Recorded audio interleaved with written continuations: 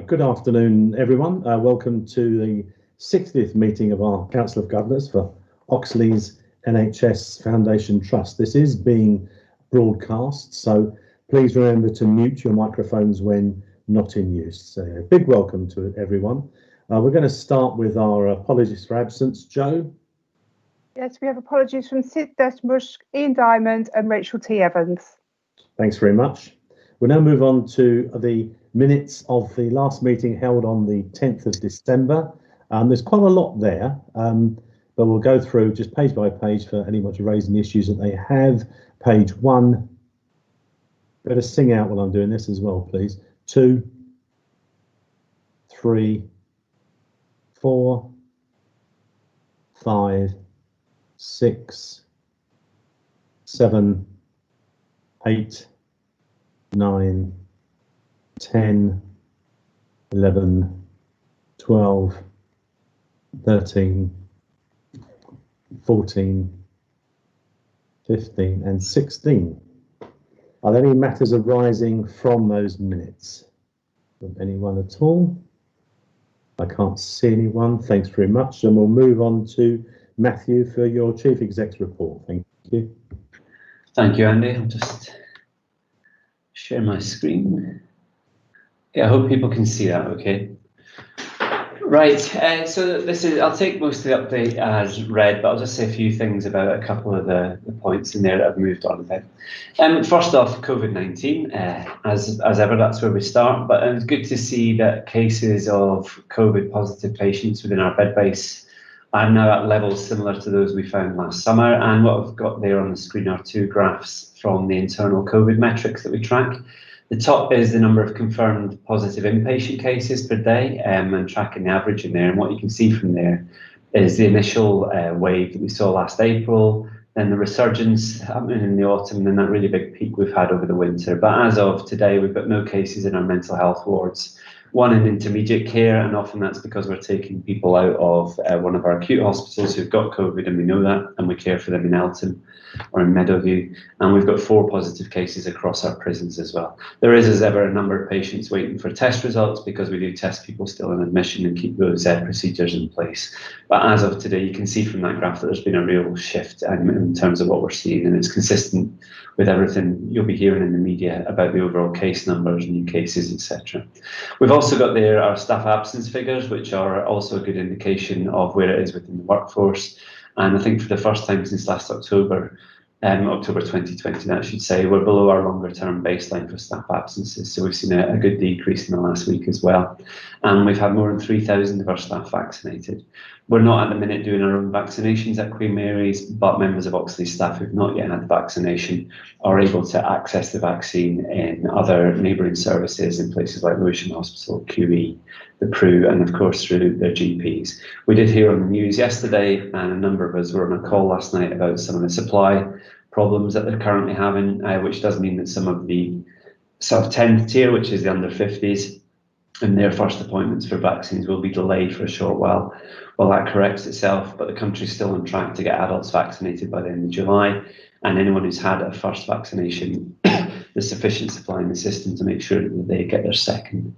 And we have, though, seen other services facing an increase in demand, and I know this was a question that 1 or 2 of the governors had asked in response to my report.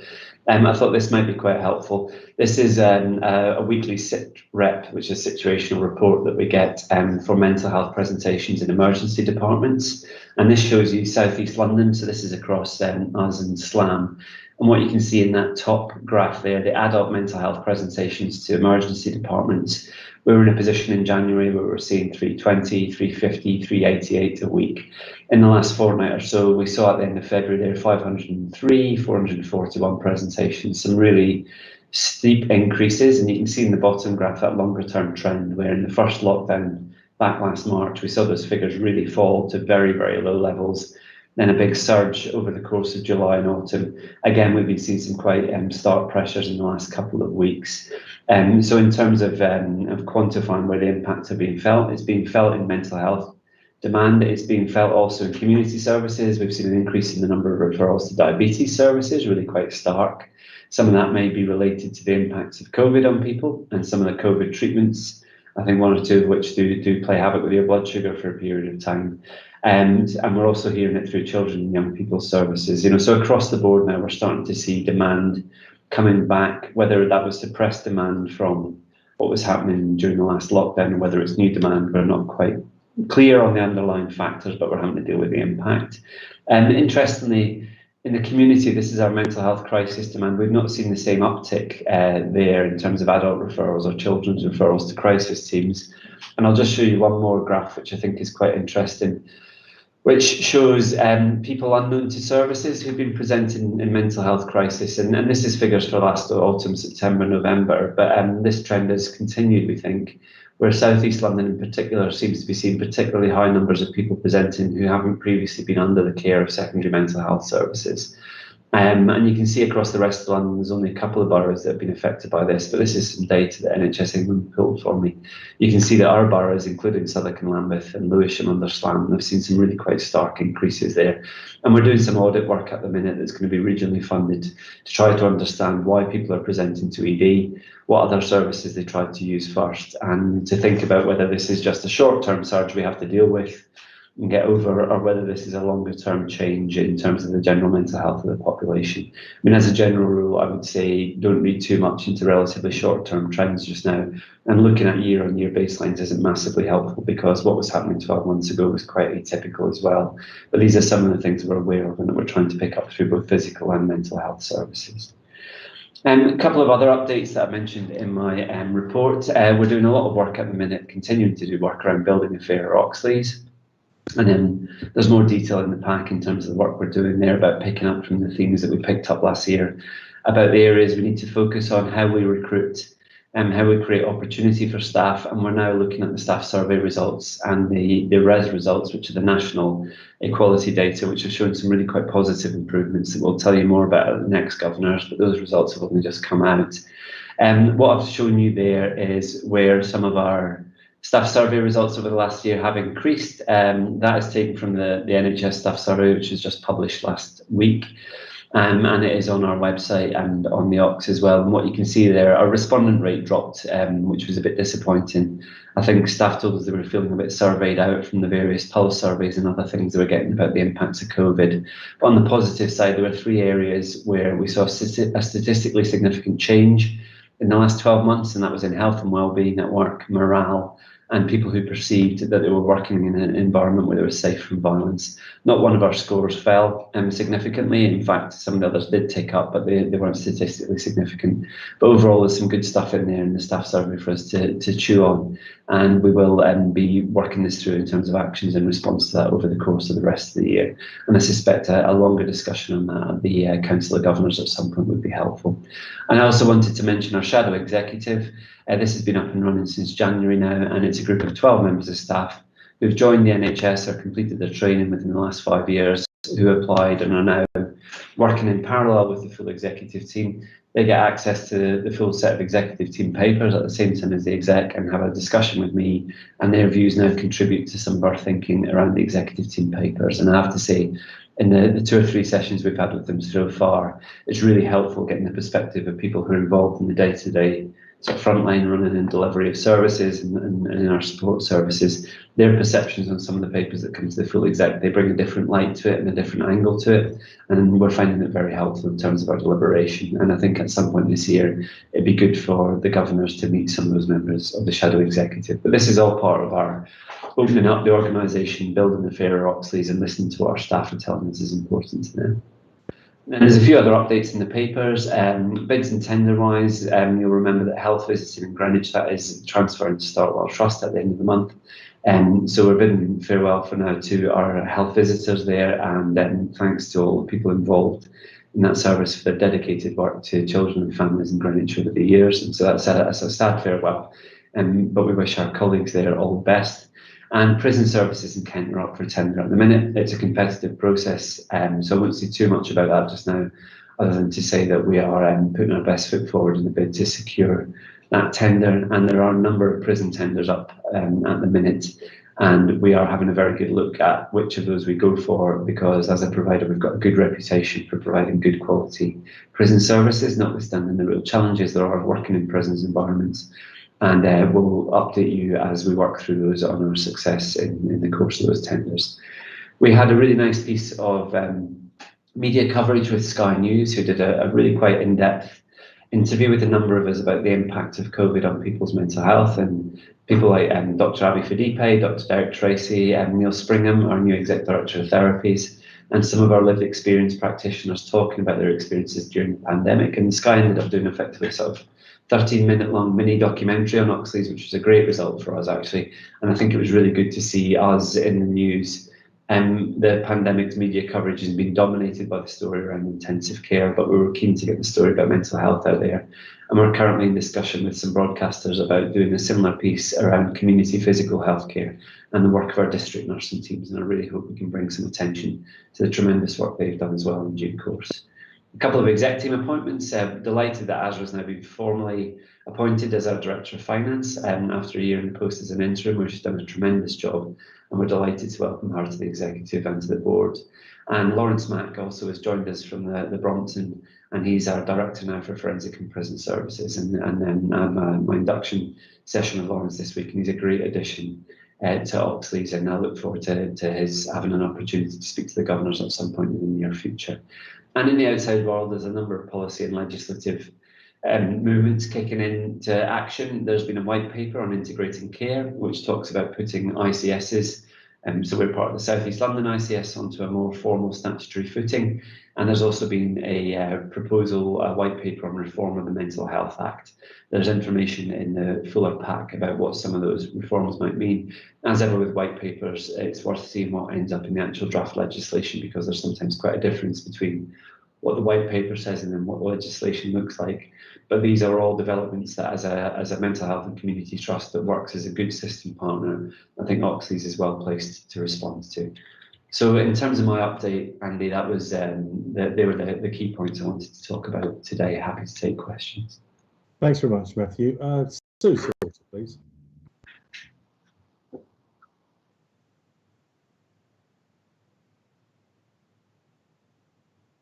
You're on mute, Sue. So in terms of the staff survey you put up on the screen, I noticed that whilst the majority had no significant change, there are 3 areas that did, as well-being, health, morale and violence. Do you think those changes were due to the impact of lockdown or shielding, or is it more than that? I mean, they were positive improvements in the score, so all those scores had increased, which is good news. I think, I mean, it's difficult to draw a straight line from them to things that we've done, but we have, as a trust, over the last 2 years, been doing a lot of work on violence and safety in wards.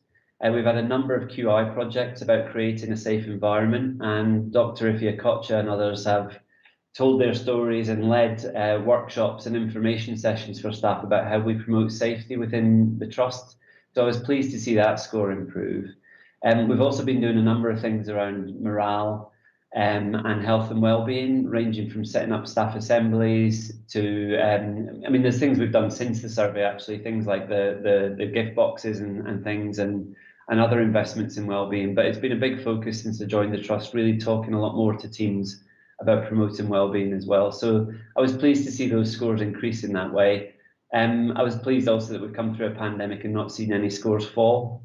So there's more though to unpick. The staff survey is a very detailed set of results. You can access online the much more full results, and we'll send that link round to people. But rather than read too much into it, I just wanted to present you with some headlines that say we've seen 3 positive increases in good areas. Nothing's got worse. We need to focus though on the response rate this year as well, and make sure that we keep that back up where it has been. Thank you very much. Thank you. Yeah, Richard, please. Thanks, Andy. A couple of questions and then a comment, if I may. The first is Matthew, you told us we've now got over 3,000 staff who've had their COVID vaccinations.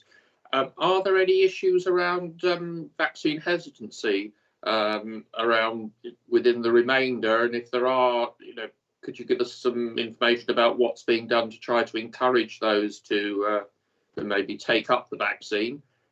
The second one is, thank you very much for the figures you gave us on ED presentations, and you said, you know, difficult to compare them with 12 months ago, because 12 months ago we were just about going into the start of the pandemic. But I'm wondering how they compare with a couple of years ago, sort of the spring of 2018 or 2019. And finally, just to reinforce the comments that you made, that I thought the contributions that Abby, Derek, Neil and others made to the Sky TV piece was absolutely brilliant, and congratulations to them and everybody else who was involved in it. It was a really good piece for showing what brilliant work the Trust is doing. Thanks. Thank you, Richard. Yeah, I mean, vaccine hesitancy is a real problem for us and for a number of trusts, I think. It's interesting, if you look at the data on which staff groups have had the vaccination, I mean, crudely put, the vast majority of our white staff have been vaccinated, and in some areas a minority of our BAME staff have been vaccinated. And we've got the same pattern, I think, at some of our neighbouring acute and mental health trusts. And there are, there's good reasons why there's been hesitancy among some ethnic minorities about coming forward for the vaccine. And what we're trying to do is address this through a range of staff communications to offer people assurance and confidence, ranging from, Effie and I having our photos taken together with someone pretending to vaccinate us just before they actually did vaccinate us, because you don't want a camera there when the actual needle's going into your arm, through to there's a brilliant piece online with Ajay Bhatnagar, who's one of our clinical directors, who had really severe COVID last year and ended up in ITU, and he talked about his reasons for having the vaccination. And many of our clinical leaders, people like Dr. Felipe, Ify Akocha and others, have been leading the message there, and Christine Kapopo in nursing. And what we're working through now is one-to-one conversations between line managers and members of staff who are not having the vaccine, to understand why they're reluctant to do so and to try to encourage them to do so. I think things like the European announcements around AstraZeneca don't help a great deal. But the fact is, at the minute, it's a safe and well-tolerated vaccine. COVID's killed 125,000 people and the vaccine hasn't killed anyone. So I know which side of the fence I'd fall on, and I've had mine and will certainly be having my second one. So we just need to keep going at this. The longer term concern for me is it's likely we'll need to have this vaccine annually or biannually. Who knows quite what shows out in terms of antibodies. And we need to think about whether there are different approaches to this, because I think if you go into a healthcare environment, it's reasonable to expect that the organisation has done everything possible to protect you from COVID infection. And I think that raises some really difficult questions when we have staff groups where the majority of staff have not been vaccinated in an environment where potentially have very vulnerable inpatients. So we need to continue those conversations with people, and we need to keep getting that message through. And the point about the ED figures from 2 years ago, Richard, but part of the problem is we don't have that same collection of data from 2 years ago. So that report that I showed is a report that we kicked off 18 months ago. One of the roles I play is I'm London regional role for mental health urgent and emergency care, and this data collection is a new data collection we started I think a year ago in February. And trying to go any further back, the data doesn't work very well, because it uses data that our colleagues at Lewisham and Greenwich and at King's and others put in alongside data that we then validate through our liaison teams. So going much further back than that, it doesn't really carry a great deal of validity, I'm afraid. Other than we know that we're busy at the minute. What we do know is that we're running with 40 fewer permanent beds in our bed base at the minute, and with roughly the same number of private sector placements.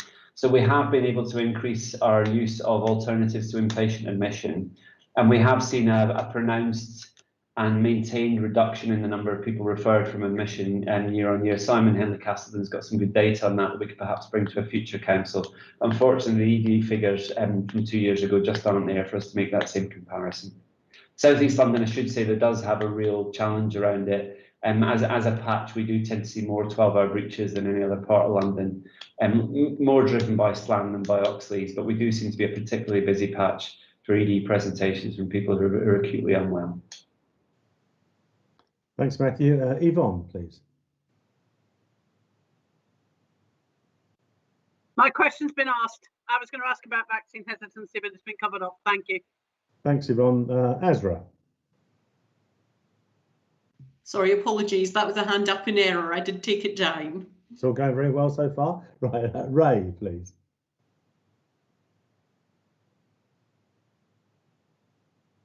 You're on mute, Ray. Thanks, Andy. I've got a question for Matthew, please. Thanks for your report. That was very clear and very comprehensive. In February, an early res result was published for 2020. I know we're getting the staff survey with more in the next few weeks, but that early res result confirms something again for Oxley's that's been true since 2016, that there's a higher proportion of BAME staff subject to formal disciplinaries compared to white staff. And over the 5 years, it's gone up a bit, but it's never reached par. And I've had a email conversation with Rachel that was very helpful about all that you're doing within Just Culture. But I just wondered, it almost seems an intractable issue, and I just wonder, even with the best will in the world and Just Culture, are we ever going to make inroads into this into this res indicator? Thanks. That's my question. Thanks, Andy. Thanks, Ray. I mean, I think we've made really significant progress in the last year or two in terms of improving our performance on that. There is an issue. I mean, partly, and I think you're aware of this, one of the issues is that we tend to have fewer disciplinaries, and therefore the disproportionate number of BAME staff has stood out relative to the number of white staff. We also have an issue in that the composition of our workforce, most of our disciplinaries tend to happen on inpatient wards, and most of our workforce there are BAME staff as well. And there's something there about how we're approaching this broader question of the use of disciplinaries. In terms of whether it's an intractable problem, I don't see it as intractable, because I think we have made real progress over the last year or two.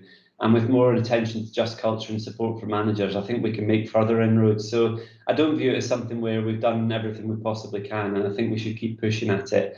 I think Rachel and her team have made really successful inroads, but the key for me is about more support for local managers to understand why and when we use local processes and disciplinaries. It was interesting seeing an interview with Andrew Sutcliffe from the nursing regulator this week, the NMC, who talked about the importance of trusts taking a bit more responsibility themselves as well for dealing with issues that are referred to them. And she talked about their huge backlog of cases and really the need for the regulators to stop being used as a bogeyman, and trusts across the country to do far more to really understand what's going on with practice within their own trusts as well. So I don't think it's intractable. I think it's very difficult and complicated, but I take great heart for the progress we've made in the last 2 years. Thanks. And could I just add, Matthew, thank you for that, because the same sort of issue is common throughout the trusts and the CCG within the ICS. And I know Rachel is linking with other mental health trusts, but I just wonder, might there be an ICS push on this sort of equality issue? Yeah, I think it's absolutely right that we look at what our partners are doing across the ICS, and in terms of how the ICS is setting its priorities. And I think there's a range of issues about equalities and fair treatment of staff that are very much on our agenda. Thank you. Thank you. Leslie, please. Hi, Matthew. My question is more towards the change of contract with health visitors. I remember we've had, over the years, there's been various discussions about intervention with prevention being a theme for mental health, getting involved with children at a younger age. And losing health visitor contract means we don't have contact with those families. We have less involvement with schools, and yet there's an increase in young people's mental health issues. And I just wondered, is there work being done regarding looking at that, whether it is an area that Oxley's could do more, or is it an area where responsibility for prevention for that is being directed elsewhere? I just wonder if you could explain that, please. Yeah, I mean, it's disappointing, Leslie, for us to lose the service in the first place. You know, we've valued having the health visitors there as part of our community offer in Greenwich, both in terms of physical health and mental health. And we're still working with Charlton Athletic on the Young Greenwich services, which is for the slightly older children, 5 to 19. And, you know, I'm pleased that we're still in that space. And we will, of course, continue to have a close relationship with Startwell Trust in terms of understanding the needs of their children and families as they work their way through into our other services. But there's no denying that the tendering of health visitors, I think, has not been a good thing, really, in terms of stability and continuity of services across South East London. And in terms of the overall risks, there is funding challenges around the agenda of children's services, because lots of these are funded by local authorities, and that's why it's still subject to a tender process. And local authority budgets are under a lot of pressure. So I think we're at a position where we're expecting, and we can see a growth in demand, partly because of lockdown, but partly because of long-term trends. And yet the funding base for services is reducing. So I think it's something that there's discussions happening across the ICS at the minute about the impact of what's going on with local authority budgets on children's health and wellbeing, and what more we can try to do to intervene earlier and provide more support. Lots of this is not the job of specialist mental health providers like us. You know, lots of the support for children's wellbeing should be happening before they get to the point when they need a referral to a child psychiatrist or a child psychologist, really. I think the risk is that if we see an erosion of those earlier intervention services, more of that demand may well end up in our ballpark, and that is hard going for our services, because these are distressing cases for all of us, and something we'd much rather avoid. But so it's a difficult problem, Leslie. I'd like to see more general public funding put into this area, but I think the money isn't where the rhetoric is at the minute.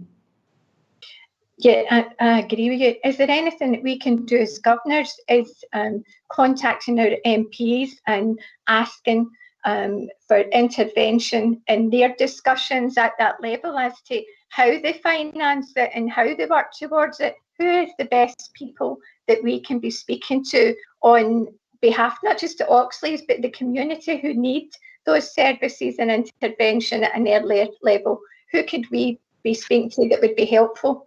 I mean, I wonder, Leslie, if we should ask Lisa Thompson and Sheena Gohal, who are our clinical and operational leads on children and young people's services, to maybe come to the next council and talk a bit about what we know about service demand in South East London at the minute, because it is an ICS-wide debate. I think part of the issue is that simply, you know, the local authorities are in a very tough financial environment just now. You know, they've spent a lot of money on COVID, not all of which they've recovered, and despite the increases in council tax, etc., their revenues have taken a very big hit. So all 6 South East London local authorities are looking to have to save money at the minute, and they have to set a balanced budget. They're not allowed to run deficits like NHS trusts are either. So I think our focus has to be on how do we work with them to mitigate the impact of some of these service changes as best we can, because you know, there's a role for lobbying about understanding the impact, and certainly we've been talking to colleagues on this council about how we manage that. But I think that there's a recognition of some of the hard realities around this, and it might be useful to hear from our sort of experts in this area at a future council, and maybe for you to take a view after you've heard from Lisa and Sheena. Thanks very much, Martin. Thank you. Steve Turner, please. Yeah, just a quick comment on disciplinary actions. The problem with any statistic, of course, is it can be interpreted in many different ways. And going by Matthew's comment that there are more BAME members of staff in certain areas, if, for example, you show there's 1 white member of staff disciplined but 20 BAME staff, that does look very disproportionate against the BAME staff. But if, of course, you've got 1 white disciplined out of 2 staff, that's 50%, whereas 20 BAME out of 200 staff is only 10%. So in fact, the proportion is the opposite way. So maybe if you're going to quote figures, they need to be broken down more. But of course, the main aim must be to reduce disciplinary action in the first place. I agree, Steve. I mean, lots of this is about using disciplinary action in the right way, having done all the right things first. You know, I mean, this is the problem with quite a lot of the stats. You know, because we have a low number, a very small fluctuation can lead to what looks like an apparently significant percentage shift. I mean, the Health Services Journal this week published a piece that looked as though it was framed as critical of some staff for redeploying more BAME staff into COVID wards. And some of the people who worked in the trust came down underneath and said 70% of our staff are in that grade are from a BAME background. So the fact that 63% of them were redeployed into COVID wards is just consistent with the people who worked for us. It's not any kind of, there's nothing going on behind the scenes here. So I do agree you need to treat these statistics with great care, especially when the numbers are low. We might hear a bit more later today, I think, from Rachel Clare about the work we've done in this space on the res, because it is a really important area though, and as part of the trust fairness agenda, you know, the res reporting is a really significant marker for the way that the trust performing compared to our peers. So I recognise both the caution we've got to take, Steve, but we've also got to listen to those bits that are significant and act on them.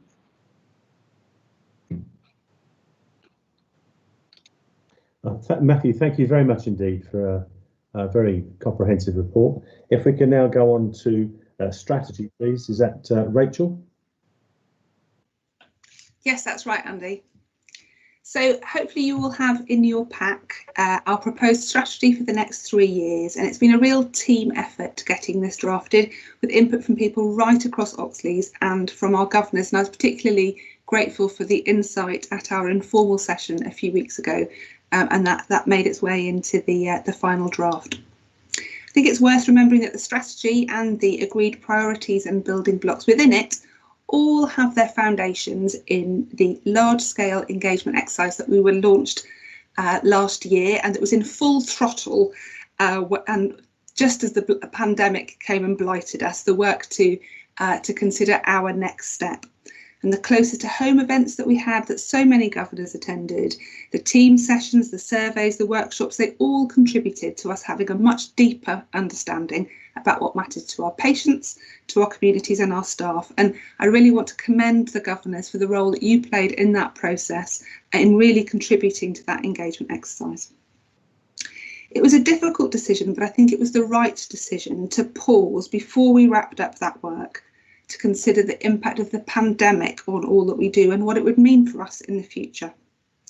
So much is different in this new world, not least our understanding of health inequalities, of our ability to respond at pace, actually, to new challenges, of our ability to use digital to deliver services. Who would have thought a year and a half ago that we would be having our Council of Governors in the way that we do now, and that has become so normal to us?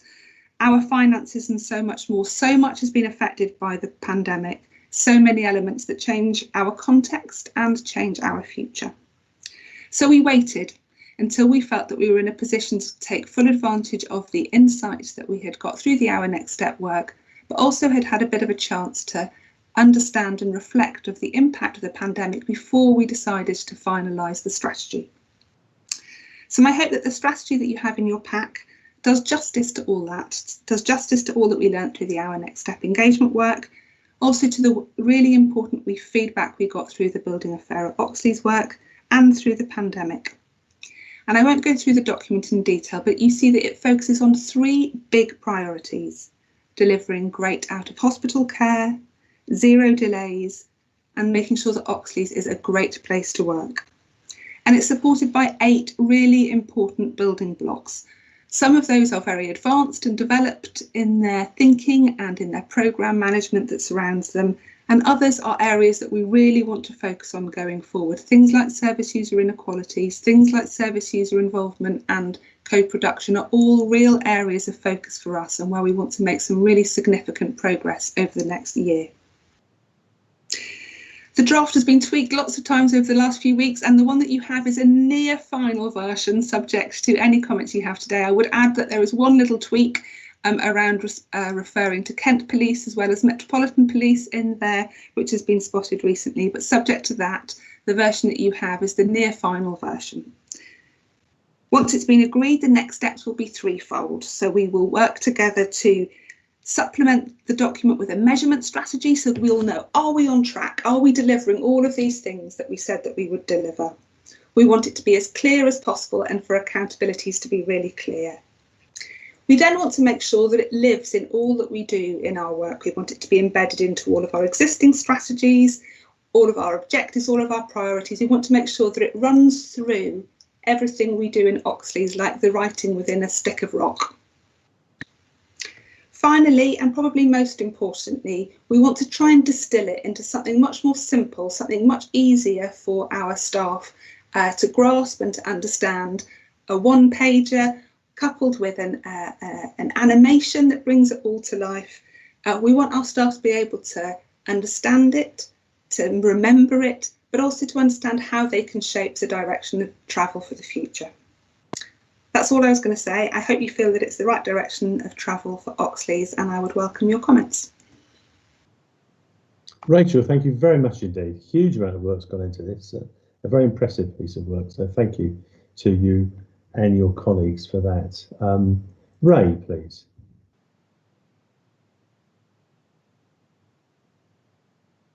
Are you on mute, Ray?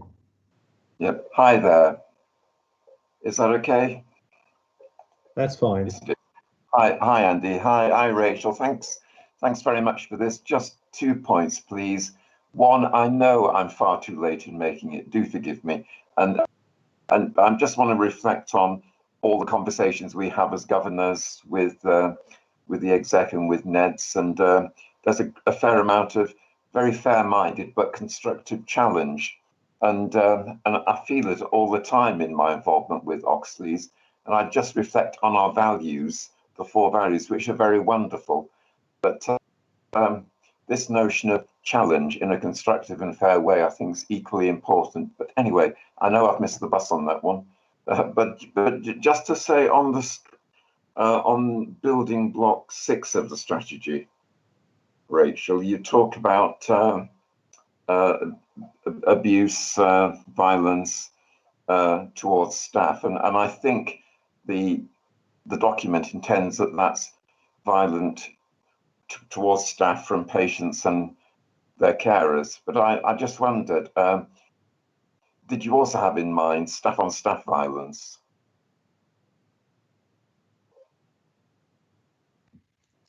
Thanks, Ray. So on your first point about challenging in a constructive way, I think is absolutely at the heart of how we like to do things in Oxleas. And I see that actually as being a key part of We Listen. Can you still hear me? Sorry.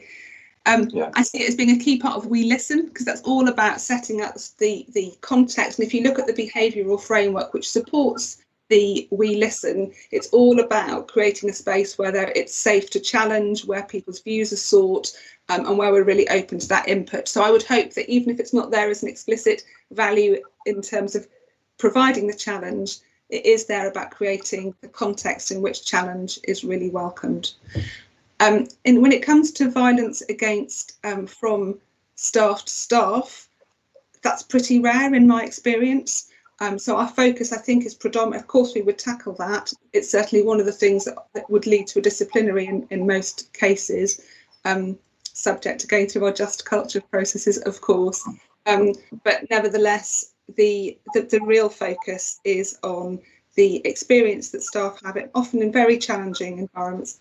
I get through the DATIX notifications, so the notifications from our systems every time a member of staff is subject to violence or abuse, and it's really quite heartbreaking the amount of abuse that our staff suffer day in, day out. So I think the work that we've been doing to tackle this with the police force, within the organisation, with our quality improvement projects, is absolutely vital, because no one should go to work expecting to be treated in the way that some of our staff are treated on a regular basis.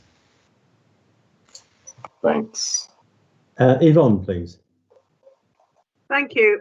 Yeah, I'd like to echo the comments that this is a great piece of work, and I think it forms a very good bedrock from which to build. But I'd just like to, in the spirit of constructive challenge, talk about the 3 priorities. The 3: achieving 0 delays, very clear cut. You know when you've made it, you know what good looks like. But the other 2, delivering great out of hospital care, making these a great place to work. You've listed a bunch of metrics, but not what great means. What is your endpoint? What does good look like? I think we need to go a step further than use the word great, because it can mean many things to many people, and it's really hard to say when it is great. You know, what is the definition of great, I think, is what I'm kind of getting at. That's a very fair challenge, actually, Yvonne. And I think what we need to do is be really clear in our measurement strategy about what we're aiming at and how we'll know when we get there. And this is just the start of, I was reflecting this morning with the board that It was a big bit of work to get this drafted, but it's an even much bigger bit of work to get it actually delivered within the organisation. And the next step, the thing that we're going to be focusing a lot on over the next few weeks and months, is on really fleshing it out in terms of an action plan and in terms of how we measure our progress. So my hope is that when you see the next iteration of it, which has an action plan and a high level timeline associated with it, you'll have more confidence that we know exactly what it is that we're shooting at. Okay, thank you. Good question. Leslie, please. Yeah, I reiterate what everybody else has said, that there's been such a lot of good work done in it, and I think it's very progressive, and I'm looking forward to the outcomes. But I wondered if you could just explain where the main threat of the violence against staff comes from. Is it a generalised, is it community, is it mental health, is it in the wards generally, and is there an emphasis, is it because people are fearful within themselves about the outcome of their loved one, what's happening, how they're being treated, that they're not being cared for the way they feel they could? Or is it more directed on a personal basis, who don't like that member of staff? Or is it because they feel that the member of staff is incompetent? What is the kind of general consensus of the root reason for the violence? Matthew, I saw you waving your hand. Was that because you wanted to come in? Yeah, I thought it might be helpful just to put this in context for people. If I can get this screen working. Can you see that screen, folks? Yeah. Yeah. So this is from this year's staff survey. So a lower score is better here. And what that shows you is since 2016, these are the questions around violence. So the first one there, in the last 12 months, how many times have you experienced physical violence from patients or service users? It's fallen from just below 20% to 12.3% in the last few years. And bear in mind, you know, our data includes the prisons, which a lot of our comparators doesn't. Do correct me, Rachel, if that's not in here. In the last 12 months, physical violence at work from managers, which you would really hope was zero, wouldn't you? But I'm very pleased to see that's also dropped considerably by 2/3. And also that physical violence at work from colleagues, to raise earlier question as well, that's really fallen. Obviously, any level of violence from colleagues and managers is unacceptable. I think in terms of the physical violence within inpatient services, I mean, Rachel really does look at every one of these that comes through. I think that, you know, it's a pretty grim task. But, you know, I know from talking to her in our one-to-ones that she finds it incredibly useful because it gives you a real flavour of what people are experiencing. You know, undoubtedly, I think the majority of the cases are in mental health inpatient settings. You know, particularly some of the settings where it has become quite a routine problem. But if you do look at some of our wards, like some of the forensic wards in the Bracton, they've made huge inroads in the last few years in wards like Crofton and Burgess, where they're caring for some really quite complicated people with some very violent histories. And they've proven that through the application of the right methodology and others, you can create a safer environment for staff and for patients.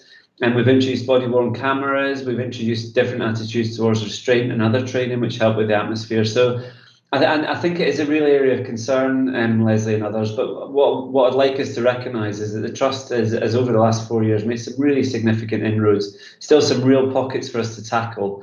But I would say that what we're doing is proving worthwhile. It's showing a sustained improvement in this. That said, you talk to a member of staff who's been punched in the face by a patient, it's not good enough. You know, someone's doing their job, they're trying to care for someone turns around and breaks their nose. I was speaking to one of our ward managers earlier.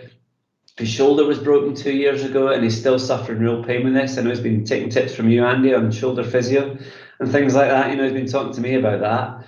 You know, it's had a life-changing effect on him. He's a fit guy and, you know, and someone assaulted him in a really difficult inpatient context, and we shouldn't underestimate the impact this has on people. So, you know, your scores, you want to be among the best in the country on this. But, you know, we care for some difficult people, we care for some very disturbed, distressed people, but we need to not accept that just because it's a mental health ward that it shouldn't be something that has consequences for people who hit members of NHS staff in an unprovoked way and cause them serious damage. Sorry, Rachel, but I thought it was useful to get the context on some really positive progress over the last 4 years. Yeah, I think seeing those graphs and how it's dropped to such a large degree is really helpful. Thank you. Rebecca, please. Oh, thank you for that. It was really going back to this report, and indeed a good piece of work, really helpful, Claire. And building on what Yvonne was saying, really was about the great, the use of the word great. But I suppose my question is, as a staff governor, is how assured are you that the plans so far that you're on top of working for Oxley's would be a great place to work? What were the challenges in trying to, get that into the plan at the moment? Sorry, Rebecca, what were the challenges in terms of having Great Place to Work as one of the priorities, or what do we see as the main challenges in terms of delivering it? Yeah, no, what do you see as the main challenges for making it a great place to work to get it delivered? So probably one of the biggest challenges we face is the work that we are tackling as part of building a fairer Oxley's. I think if you look back over the last year, Matthew has said, and I think it's absolutely right, I think that the challenges that are faced by all of the pain that has been unleashed by Black Lives Matters has created, I think, the leadership challenge of a generation, really. And I think more and more we recognise that in the NHS we need to be an exemplar employer, and we are not getting it right at the moment. And so we have started a huge programme of work on that within Oxley's, but we have a long way to go. I think we're only at the very foothills of trying to tackle that. So I think that's one important area. I think the other area that you couldn't possibly underestimate at the moment is the burnout and exhaustion that people are feeling after a year that has been so relentless. So thinking carefully about how we support staff to process what they've been through over the last year, to enable themselves to recharge and to get some of their kind of vim back, but also for us to start focusing forwards on feeling really ambitious, and hopefully the strategy will start some of that journey, but where we start looking forward instead of that kind of hand-to-mouth existence I think that we've all experienced over the last year. Okay, thank you very much. That's really helpful. Thank you. John Crowley, please. Thanks, Andy. I think, Rachel, I got hung up on a slightly different word, and that was, but still related to the big priority one, the 0 delays. And on line 4, it says, we are determined to abolish any harm while people are all waiting for services. I just think that it's quite unrealistic in some respects to have that statement, and maybe something that gives the trust a little bit more flexibility to be aware of the concerns while you're waiting, rather than abolish. But that got my attention. I think what we're aiming for, and others on the call are more expert than me on this, but I think what we're aiming for is that we have a really well designed and clinically informed approach to the way that we approach the delivery of services, such that people will know how long it will take for them to access services, and when it's right for them to have something immediately and it's in crisis, they know what the timescales are for that, and when it's for something else, that there is a sensible and planned approach in terms of when they are able to access services. That's not where we are at the moment. That's where we want to get to. That doesn't mean everybody has a service at the moment that they need it, of course, but 0 delays is something we need to be really clear about what it means, but it's about making sure that people get the services at the time that they need them in a planned and systemic way. But Matthew, did you want to come in on that one? Yes, thank you. I mean, I think at the minute we have services where there is quite a good rationale for the waiting time we set for something. One example, talking to the clinicians in adult learning disability, is when you're referred for an assessment for autism as an adult, we set a goal of around 6 months for an assessment. And talking to the clinicians in that team, they say that's long enough to do a couple of different assessments of people in different contexts, get information from their friends and family, and take a holistic view of whether the assessment and the diagnosis fits with their living situations. We've got other services, early intervention in psychosis and urgent community treatment, where there's similarly quite well explained rationales for it. And we've got other waiting lists that just make no sense at all. So, for example, in Primary Care Plus, we set a 14-day objective that if someone sees their GP and is referred for a mental health opinion, whether they need secondary mental health care or not, we've got a trust goal that should happen within 14 days. There's no rationale for that at all. I think, to be honest, if someone's wound themselves up to the stage where they've gone to their GP and says, I'm feeling really unwell, to my mind, we should be trying to respond to their request within 48 hours or so.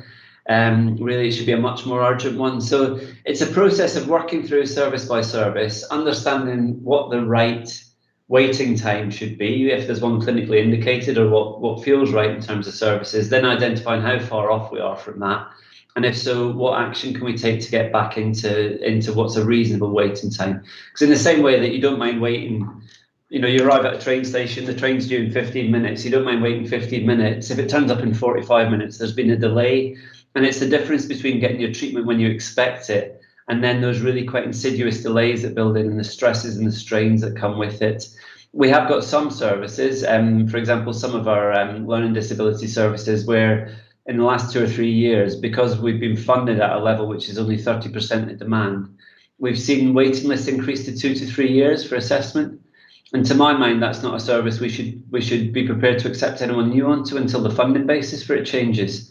And so some of this is about surfacing where we're fundamentally underfunded to provide the service we're required for as well. So I accept it is quite ambitious. I think explaining the difference between waits and delays takes a bit of going as well.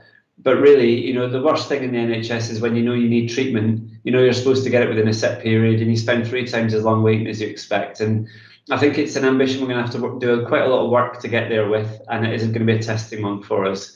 I like 0 delays. I think it's clear as an ambition, but will we get there within a year or 2? I don't imagine we will, particularly with the COVID backlog. So there's maybe something about how we explain to people what success will look like in this context as well, because it's very measurable, this one. Sorry, I just need to come back to you, Matthew. I think my concern was around the wording, that we are determined to abolish any harm whilst waiting for services. So avoid. I just want it made me reflect on whether that was a commitment, really. Yeah. And I think I just wanted to leave it at that. Yeah, just to make us think about it.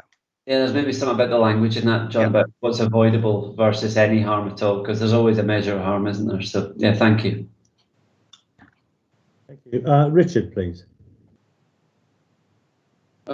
Thanks, Andy.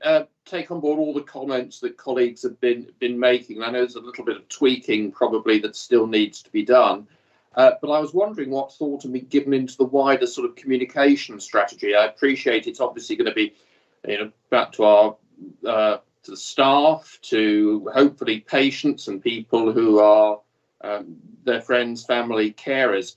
But I was just thinking, I think there are some really important messages in there about Oxley's values and the work that's been done. And how is that going to be disseminated out to our sort of wider stakeholder groups, our partners, and indeed the community generally across, our patch of southeast London? So Sally has done a fantastic comms plan to support all of this. So rather than me stealing it, because given that I've been talking a lot, perhaps Sally, you could talk to this one. Thanks, Rachel. Yes, so we've got a plan. And definitely partners and stakeholders and partner organisations are very much part of who we want to communicate with. And I think there's sort of 3 elements particularly. One is to let people know that we've got a new strategy and raise awareness. The other aspect is the values and the behaviours with that, and really talking with people about those new values, how we want to put those into action, and the type of things that we would see as reflecting those values. And then the third area is about involving people in the work streams to develop the big priorities and the building blocks. So there'll be a whole range of activities, particularly around developing these work streams, as we touched on today. They're not things that are going to happen overnight, and we want to involve the people that we work with and the people that use our services to really look at what we mean by 0 delays, what we need to do to get there. Because, for example, funding is an aspect. So part of it is talking with partners in the wider area to make sure that everyone signed up to the same journey. So yes, a lot of communication plans and try and use different ways and different channels to connect in with people, but particularly with our partner organisations, kind of getting into their kind of governance meetings and talking to them about it. So it's part of their structure as well. Thank you. Thanks, Sally. I think it looks a very comprehensive comms programme on that one. Yvonne, please. Sorry, that's a legacy hand. I've already asked, thank you. Okay, thanks, Yvonne. Ravimbo, please. Hello, thank you, Rachel, for your update that you gave us. And also for the for the graph that showed the decline in staff abuse from each other is very encouraging. It's also it's also distressing at the same time to understand that it is an issue, that there's staff to staff violence encounters, and I'm interested to understand if that is between staff of equal standing, or is it senior staff to junior staff? But I also am interested in the parallels that perhaps we can assume we should look at, because if we have evidence that that staff don't always do the right things between themselves, then it begs the question: do they always do the right things when it is a staff to service user encounter? And yeah, I'm a little bit concerned, but maybe that will help us to also look at when a service user makes a complaint but they don't have enough evidence, to just bear in mind that we do have evidence that staff don't always do the right thing. Thank you. It's a really important point, and I think something I've grappled with for a number of years of assessing staff surveys is that you often get people completing this box, yet there are no reported incidents of this having happened within the organisation. So either people are ticking the wrong box, or we have a situation where things happen and people choose not to raise them. If it's the latter, then that's something of concern, I think, although, as Matthew's pointed out, the numbers are extremely low. So I think it was 0.4%. Nevertheless, I think what's really important is that we create a culture where people feel safe raising issues of concern in this way. So we have an independent service called the Guardian Service, where you can raise issues of concern. We have different facilitation services that enable people to raise areas of concern, and people are always encouraged to speak to their manager's line manager if there's anything that they are worried about. So we do have a comprehensive menu of ways that people can raise these concerns. Obviously, if we were aware of these issues, they would be pursued under our processes. Often, the fact is that we have this data coming out of the staff survey, and it doesn't match the data we hold about incidents that happen internally. I hope that helps. Yes, I think often people who experience abuse don't disclose. So I think, I think the point is still there, that if staff are not always doing the right thing between themselves, then perhaps, they're not always doing the right thing when it's the staff to service user encounter as well. I think it's a good point. Thank you. Leslie, is that a new hand? Thank you. Yes, it is. I know this is quite random, and I sometimes do come up with random things, but there seems to be this frequent thing about lack of funding, reduced funding, not enough staff in some areas, difficult to recruit staff, and the funding always seems to come from the same place. And I don't know if this is appropriate or not, but is it possible that we could look for funding somewhere else, like in the private sector, like banking, from their charitable side, to sponsor places for 6 nurses to train or whatever, looking for funding elsewhere? Is that possible, or is that something that just would not be relevant for some particular legal reason, or is it just something that's never been done? I just feel there must be funding somewhere. There's plenty of billionaires in the country who are for the NHS, that there must be a way of accessing their money that would help the NHS. just my thinking. Yes, so, Matthew, please. Yeah, hi Leslie. I mean, I think we have had for years. We've had things like Macmillan nurses and Parkinson's nurses, etc. You know, specialist nurses funded by certain charities who've identified shortfalls in statutory provision. But I mean, ultimately, I mean, Azra might have a more technically correct view, but I mean, I think the whole point of the NHS is it's supposed to be free at the point of need and funded by the taxpayer. And you know, you know, if we start to go down the route of depending on you know, rich tech people spending money on useful things like nurses rather than some of the things they choose to spend their money on, my worry is that erodes the sort of basis of this being a taxpayer-funded universal service. And you know, I would rather, you know, personally see taxes increased on higher earners. You know, I think that would be a better way to address this really than go out to banking and other sectors and so on. But others will have different views on it. You know, I mean, funding is a challenge for us. We've taken out 40 million quid's worth, I think, of recurring costs in the last 5 or 6 years, and we've got quite a lot more to do next year. And we've had a number of years where the increase in our allocation just hasn't kept pace with the increase of staff costs. So it is becoming an increasingly tough environment. I mean, we're the only trust left in South East London that isn't in deficit now. You know, Kings, Guy's, Lewisham and Greenwich, South London and Maudsley are all running deficit budgets now. So it is a tough spot. But you know, while there is privately held money out there, this is supposed to be a publicly funded service, and I think politically I'd rather see some engagement with proper funding in the NHS. You know, that said, we're looking at more creative uses of things like charitable funds, etc. But they're not supposed to be used to pay for core statutory services, and I feel as though it would be a slippery slope if we start down that route. There are some great privately funded initiatives in South East London right now. There's a couple of the real specialist centres like Guy's and others have got private capital behind them, but in terms of core NHS services, it's not supposed to be the way it happens, sadly. Yeah, I understand what you're saying because it shouldn't be political. I do get that. It's more in the interim until the politics are properly sorted out, accessing money from somewhere to facilitate the provision. But that's not my choice. I'm just putting out there, look bigger and beyond. Okay, thanks, Matthew. Thank you. Thanks, Leslie. Azra, please.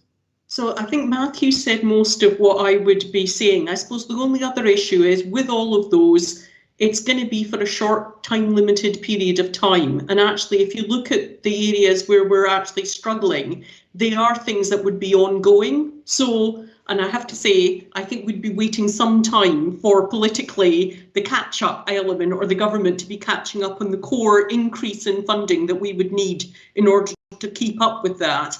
And we don't have a large enough charitable arm to be able to say, even on a shorter term basis, how we would be able to go through some of that. We have, over the course of the years, managed to develop a little bit of a reserve, which would do some short-term funding, but we'd looked at it, and if we didn't do additional savings, in about 3 years' time, if we were to maintain our capital programme the way that we wanted, and we didn't make any savings, if we just went, well, we're not going to make any savings, we'd actually run out of cash at that point. So we can kind of do 5 years worth of capital investments the way we'd like it on buildings, etc., software, IT, all of that type of stuff. But after 3 years, if we didn't make any savings, we'd actually run out of cash. And at that point, our regulators would be stopping us from spending any other. So it is a real balancing act. And the issue is around that ongoing funding for ongoing expenditure. Thanks, Leslie. Thanks, Azra. Steve Turner, please. Yeah, just a bit of a light-hearted comment, really. Of course, the problem is that the fact that almost every trust in the entire country is in deficit clearly indicates that the National Health Service is not funded sufficiently. And I think most people would be happy to pay higher taxes to put more money in. But whether that would happen, I don't know. Of course, the government of the day will always say we have other things to fund as well. But I think the only way they can fund it probably is to increase taxes for those that can afford to pay more, which is quite a number of people. But being further light-hearted, some of you may remember probably about 15 years ago, maybe longer now, Radio 2, one of the Radio 2 programs, asked a question concerning the current Chancellor of the Exchequer and the previous 8, making 9 chancellors in all, and Terry Wogan, and said, which one's the odd one out? And of course, everyone said Terry Wogan, to which the presenter said, well, yes, you're quite correct, but not for the reasons you think. Terry Wogan is the only one of the 10 that has any financial qualifications.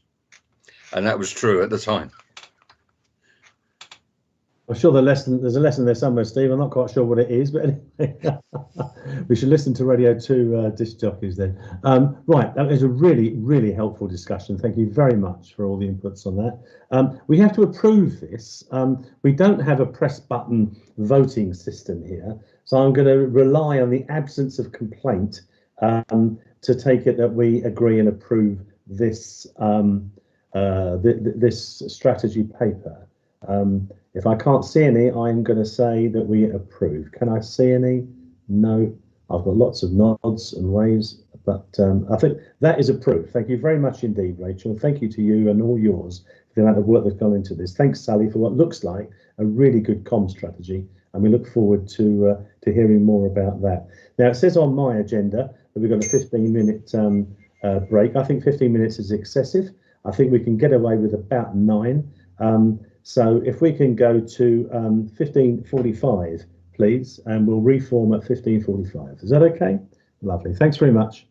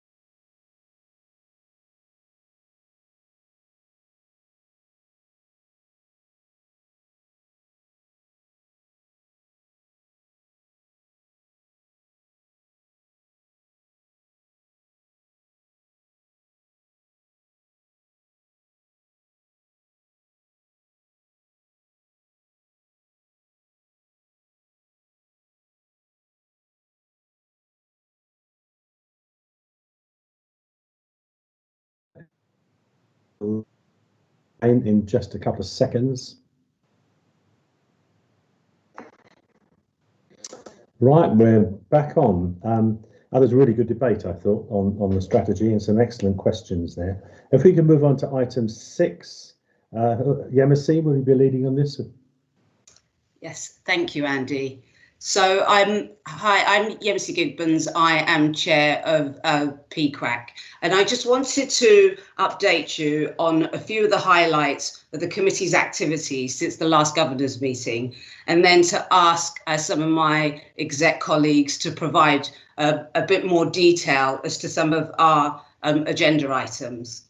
So first of all, in each meeting that we've had, we've always had an operational update that we decided to focus on COVID due to the amount of work that was going on in the trust. But very slowly, we've started to go back to our routine agenda. So, for example, at our last meeting yesterday, we have reintroduced the regular IPR reports so that we're making sure that we're keeping sight of those.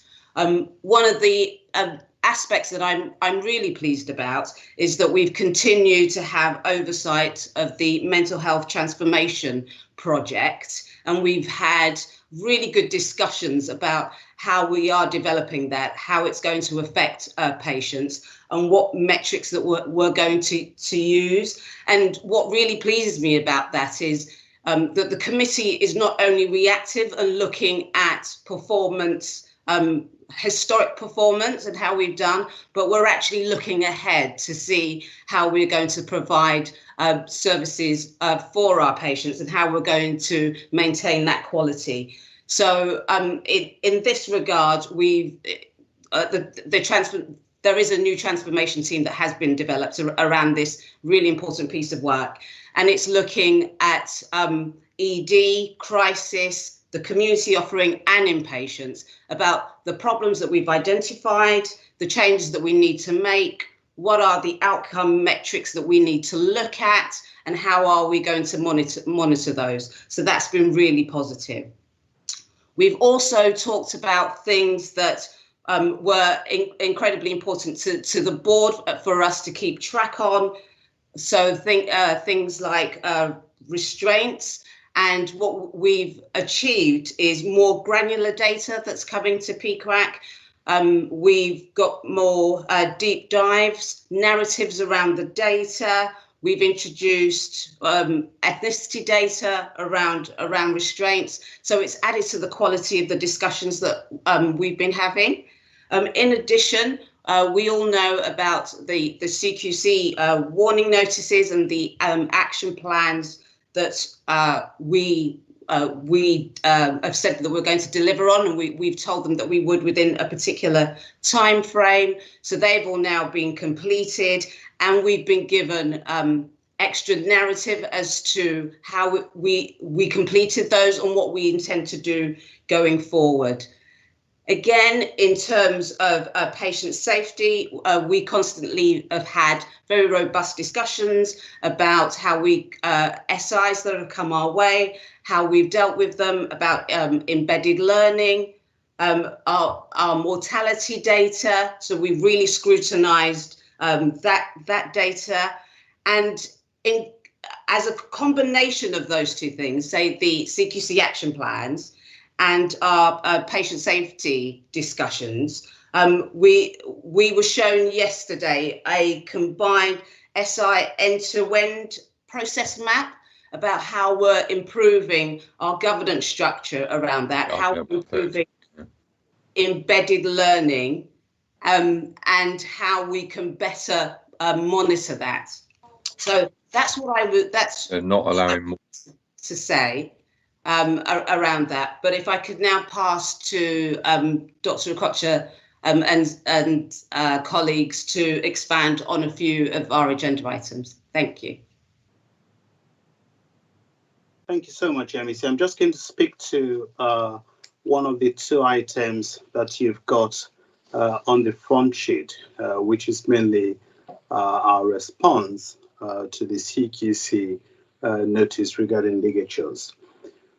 So I know this has been here before, so I'm not going to spend a great deal of time talking about the notice itself, but just to remind the Council of Governors that it's not that we were not regularly identifying and reviewing ligatures, but just that there were inconsistencies in the way that was being done, and the fact that following a particular incident beginning of last year, we hadn't reviewed the ligature.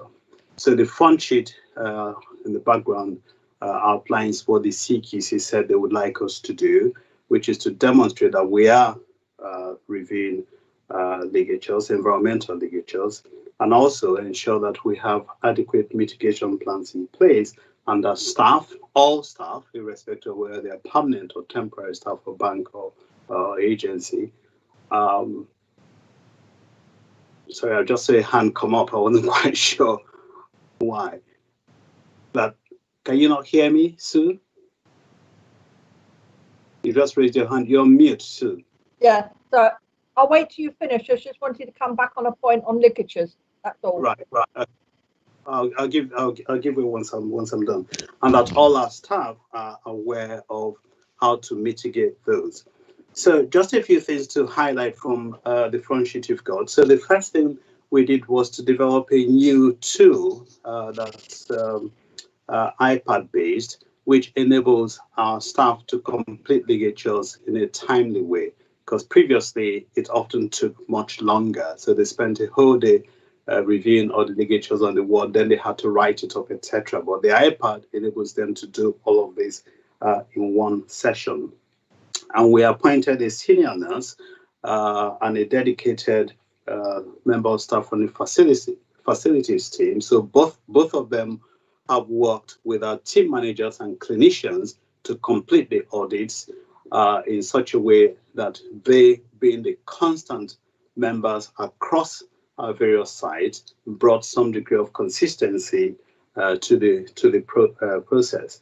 I think what has been quite pleasing about that approach is that we've had very positive feedback from our managers and indeed our staff, who now feel fairly confident about what this entails and feel really confident about speaking to their colleagues and to any external visitors about ligatures. And in fact, some of the visits that we've done onto the to the wards where this work has been concluded have been really quite positive.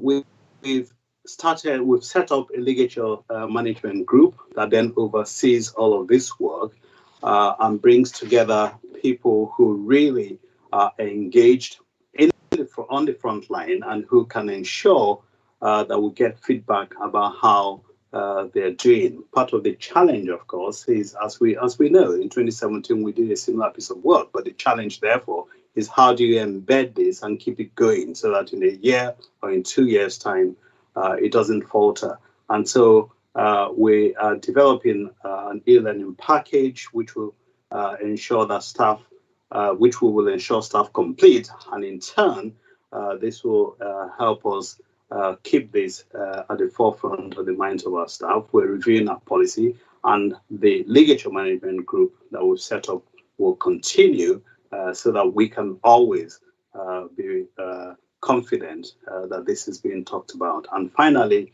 we'll continue with our visits to the wards, the Improving Lives visits that's undertaken by the quality team.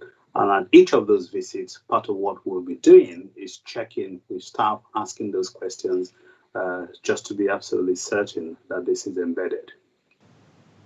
That's all I wanted to say. Sue. I didn't want to interrupt you, but I thought I'd put my hand up. In terms of the ligature issue, I know this has been going on for a while, and I know at the last meeting I was at, they were talking about how they're managing it whilst they're still awaiting for the ligature points to be addressing in terms of changes building. That won't happen overnight, and I appreciate that with spending. But I just wonder how far it goes to ensure that if you had another CQC meeting, attendance, if they do tend to do these checks sometimes, whether you would meet their requirements in terms of what we're doing or what we're doing at home. Yes, I'm quite confident that if the CQC do return, and in fact I am personally expecting them to return this month or next month at the latest, that they will find that we've done everything they've asked of us. So I am confident about that. And your other question about when are we then going to undertake the structural work to address the ligatures, some of that has already started. And we have a clear plan of when all of those works are scheduled to be completed. And the ward managers and the ward staff are being reminded, they're being kept informed of that, because I think that it's important for them to be able to articulate that when asked the question, so they know what they're doing clinically to mitigate those risks, but they should also be able to say how, when the work will be done, so that those risks will cease to be issues of concern on the ward. Thank you, EP. Thank you very much. I appreciate that. Thank you. Yeah.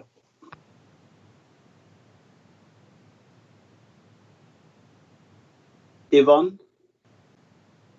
Thank you. Yeah, just a quick question of clarification. There's quite a lot of reference to ligature points. Does the work also encompass ligature items? Because I'm dealing with a serious incident at the moment where actually a ligature point wasn't used.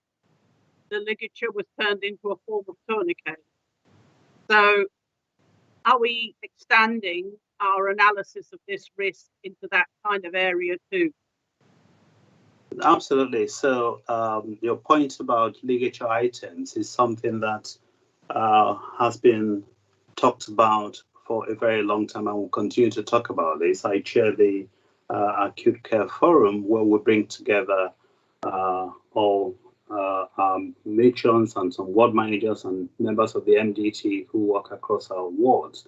And so we'll have the conversation about risk assessing patients as they come in and determining what they can have on their person and what has got to be removed.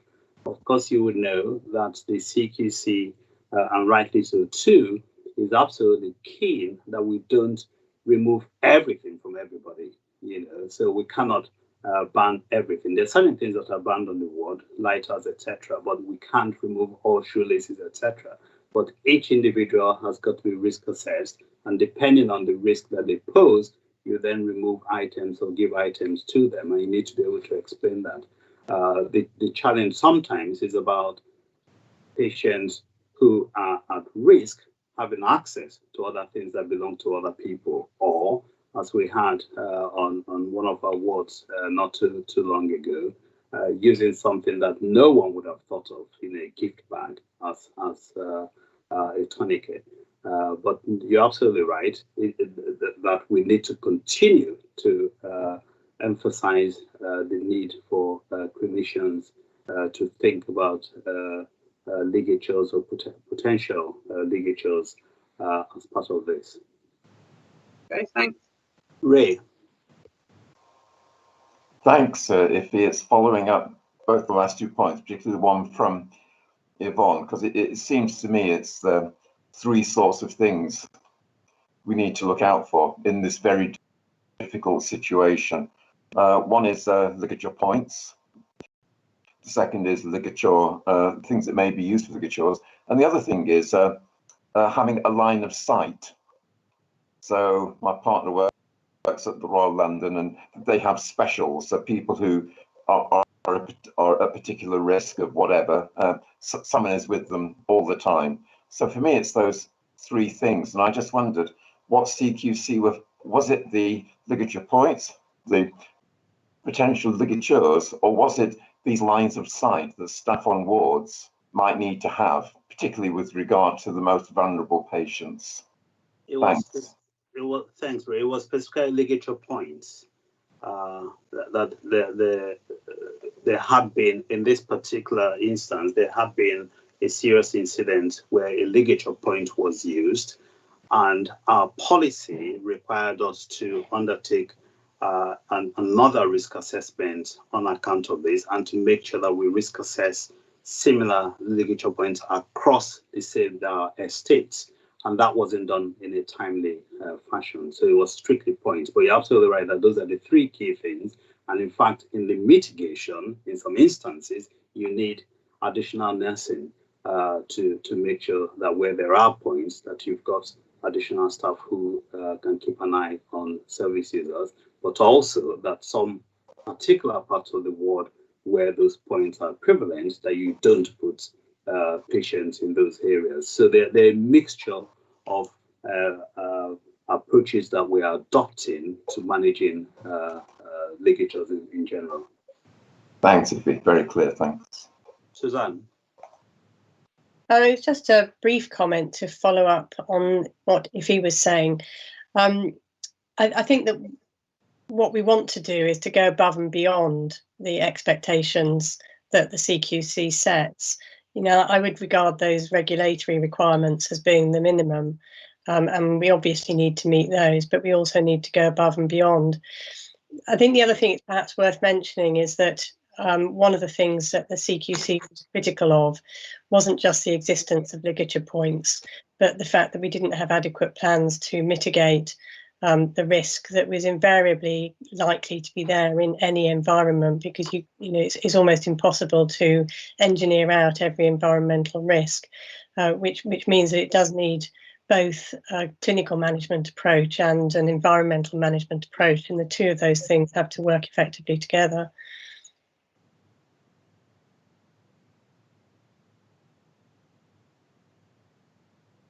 Thanks for that, Suzanne. Jane, do you want to pick up on in the absence of any more questions? Jane, are you picking up on the restrictive practice? Yes, thank you. I'm happy to do that.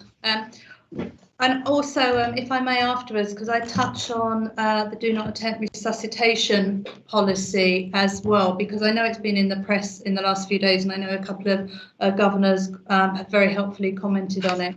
So in terms of the restraints, we have our reducing restrictive practice strategy, and we've set ourselves some targets to both reduce the incidence of restraint particularly, but also reduce the ratio of prone restraints in favour of using supine restraints. So we've been working actively on this strategy over the last couple of years. We are seeing a very minimal downward trend if we look at the monthly averages in terms of the restraints, and we've seen a 13% reduction this year as compared to last year. And we now have some run charts, but the data is not showing any significant variation in sustainable reductions so far. But now that we've got the run charts, we'll be able to monitor that very, very closely. So we can see some variation, we can see some reductions, but it's not yet statistically significant. That said, there's a huge amount of work that's going on, and this is a very proactive group chaired by Christine Kapopo, and we have very good engagement across the trust in terms of the membership. Much of the work that we've talked about earlier in terms of violence and aggression and the quality improvement really links in very much to reduction on restraints. And this is about making sure that really sound relationships are built with service users and that there is a therapeutic environment there. So some examples of the things that have happened are, for example, in forensics, they've been driving this and the work's been extended across the trust. They've been introducing a BROSIT checklist, which is well embedded. It's been there a few years now. They have pre-admission conferences. They have safety huddles, which involve checking in with service users several times during the shift. And importantly, they have a service users crisis plan. So this anticipates the likelihood of when restrictive practice might be needed and what kind of strategies could be identified and employed to reduce the need. And this is co-produced with the service users themselves. In other parts of the trust, we've been introducing relational security training as part of a London mental health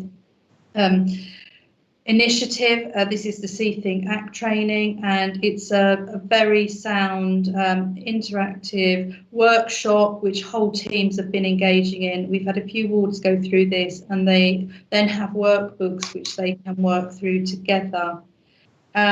We've been doing desktop reviews of all of the prone restraints. Now we're talking small numbers. There's generally only something like 2 to 4 a month, but the richness of the learning that's coming out of them is really giving us indications of where we can be more preventative.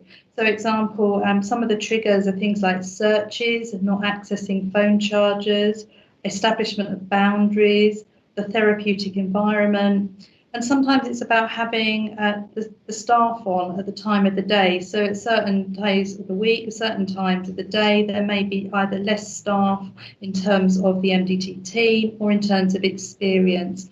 And then there's always the culture of each team, which we're looking at exploring further. This remains one of the practice development nurses' top priorities, and they are consistently reviewing this with all teams to make sure it remains high on the agenda and is our #1 safety priority. We've also introduced body-worn cameras. All of them have been replaced this week, and a whole new software system has been put in, and that is being evaluated by King's shortly. And we have very good training in place. And I'll invite Christine just to comment in a minute on the safety pods, but many organisations that have seen demonstrable improvements in restraints have been using a safety pod, which is like a great big beanbag. And we are piloting this in one of our wards in Bromley, and we now have completed the training in being able to administer intramuscularly into a deltoid muscle whilst on the pod, and also how to use the pod safely. So I'll pause there and just see if Christine wants to add anything to that, because she really has been driving this work forward at pace.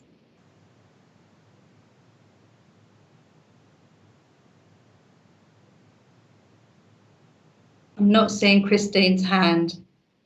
I'll carry on. Maybe she's having some problems accessing. Shall I pause there before I move on to resuscitation and see if there's any questions? Leslie, you have a question? Yeah, I've got a couple. One regarding the risk assessment itself, and the other one regarding lived experience peers. Have you used lived experience peers in the research work and the training, and involved them in this project?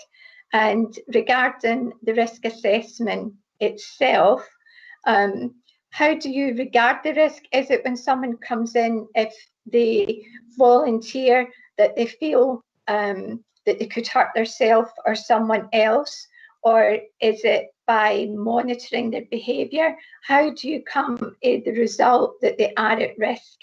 And I don't know if you would have figures for this. How many of the people that go on to try and hurt themselves or succeed in hurting themselves have not been found at risk before they do that? I'm sorry, that's 3 different questions.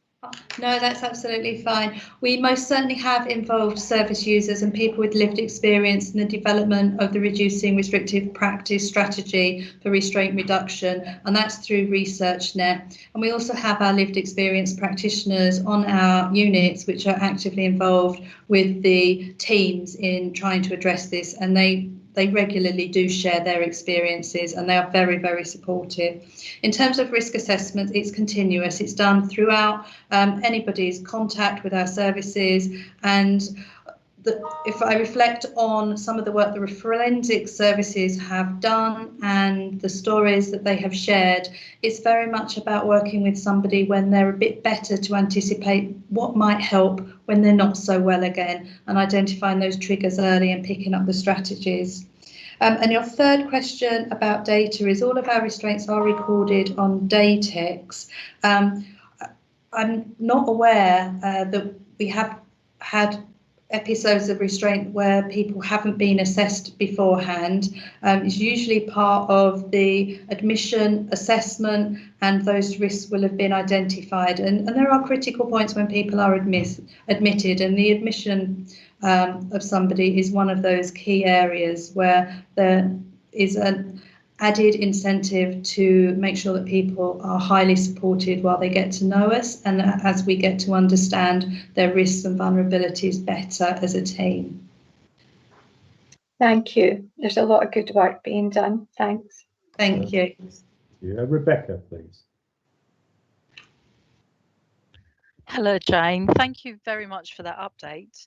I was curious, I think I've heard it right, about the pilot project in Bromley with the bean.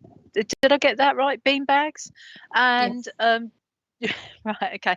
And I've just curious as to what the research might be around that or behind it. That's a really good point. I think it's just the bean bag, from what I've been told, this is anecdotal, it's not evidence-based at all. It's a very non-intrusive piece of apparatus which is familiar to people in the environment. It's non-threatening and people can be encouraged to sit in it regardless of whether they need to be restrained as well. And it is it's a much more comfortable piece of equipment. It's less intimidating and it can also be used with people who are pregnant, for example, so it's a much safer piece of equipment. Now, Goddington Ward haven't actually started it, they're ready to start. So what we will be doing is we will be evaluating it with them. But the team have visited other sites that are using the safety pod to see how they are using it. And to be fair, it's relatively new across most of the areas, so we're all learning together. But I'm more than happy for Christine and I to share the learning as we develop it over the next few months, because I'm really interested in this, genuinely interested about how something so simple might make such a great difference. Yeah.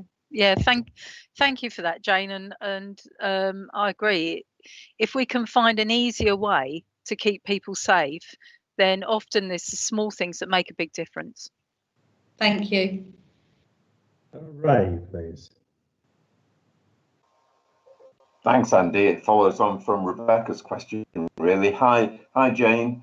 So it's about It's about the use of safety pods. I was looking online, and Surrey and Borders Partnership Trust are working with the firm who makes these giant bean bags or pods, and they were reporting. Surrey and Borders were reporting 100% success in supine restraint, and I can see that because people actually sit on it. And then are held on it. But I just wondered, maybe you've had some experience from Bromley. How does it work with the people who formerly would have been prone restrained? I think I haven't done the training personally. I don't know if Christine is here, but from what I've been told, the pod can be pulled to the person. So therefore, the positioning of the person is into a supine position, a seated kind of supine position, as opposed to needing to put somebody into a prone restraint on the ground. So it makes it much easier. Okay. I can see it would be Christine good wants to come in here as well. I'm just going to say it would be good to actually see some how this works in practice. But thanks. Thank you. Go on to DNAR, Jane. Sorry, Christine, did you want to add anything? I can only imagine Christine's on mute or is having trouble at the moment, so I apologise, but we will keep you updated on safety pods. So the DNAR was a report that came out from the CQC in December. It's the first of a two-part report where they're looking at whether it's being used appropriately. And interesting, Greenwich CCG were one of the sites that were used across England by the CQC to explore this. In the press last night, there was some publications advertising the concern that CQC were expressing about care homes using blanket DNARs. And I just wanted to give the assurance that we have a very good policy of DNARs, which assesses every person as an individual, including people with learning disabilities and older people.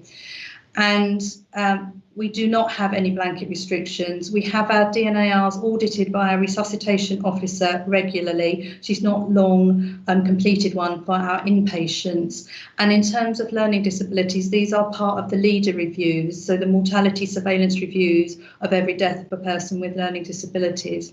The early feedback, which will come out in a further report due about April, but the Greenwich representatives from South East London CCG did update me recently, is that on the whole, across the borough of Greenwich, practice is good. and no patients are being denied treatment. Obviously, there'll be more work to do as the CQC come out with their wider recommendations. But at this point in time, I can give you the assurance we are not using blanket restrictions, and we are not putting DNARs in place for our older people or our patients with learning disabilities in our services at all.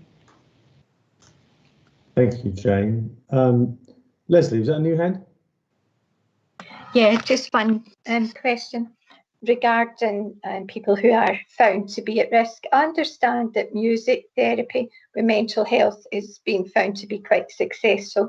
When somebody's found to be at risk, do you use music in their environment as a calming and relaxing thing so they don't get to a point of crisis? Are we currently using music in any form to help support them?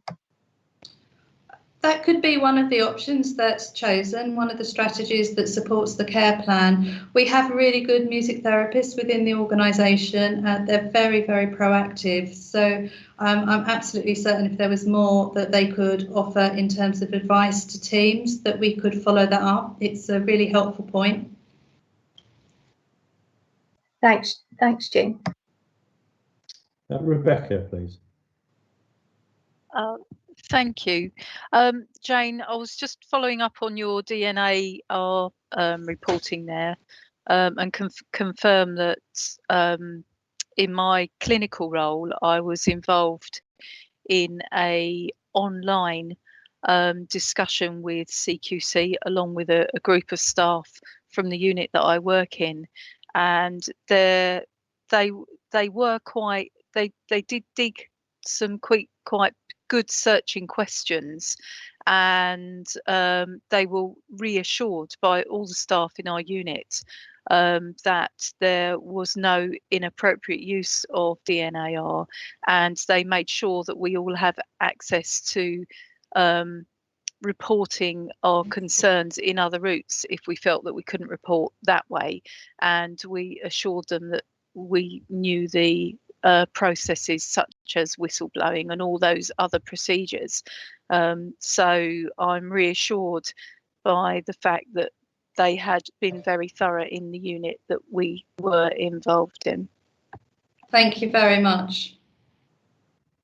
Sue, please. Yeah, only one quick question. Thank you. Coming back up onto your DNAR paper information, and it's just a quick question. I presume in your discussions with it, it involves the family and it's not just a medical or nursing decision.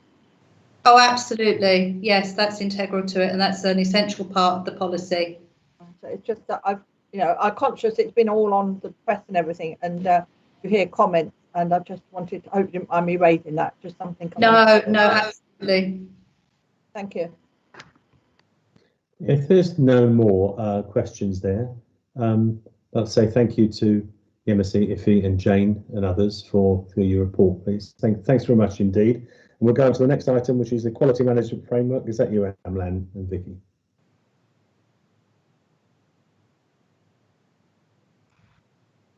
It is me, but I didn't know if Amlan was doing the introduction.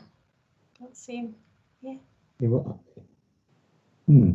Andy, can I just say, Azra's got to leave at 4:30, and she had asked if we could do the audit payments item before then. Yeah, well, let's go to that now, please. Yeah? Okay. Okay, Andy. Steve Dilworth here. I'm going to kick it off, and then Azra will. I'll hand over to Azra. I have mentioned to the governors before that, for a variety of reasons, audit fees would need to be reviewed during this year. Partly a result of more detailed work being required, but also in the NHS sector generally, the auditors are being able to do a much higher level of work. So there's a couple of factors at play there. I mean, and the good point to know is that certainly at the tender stage, when they originally tendered for our work, Grant Thornton, and subsequently from comparisons with other trusts, we know that the prices that they're charging us are very competitive, and we got a very good deal from them at the outset.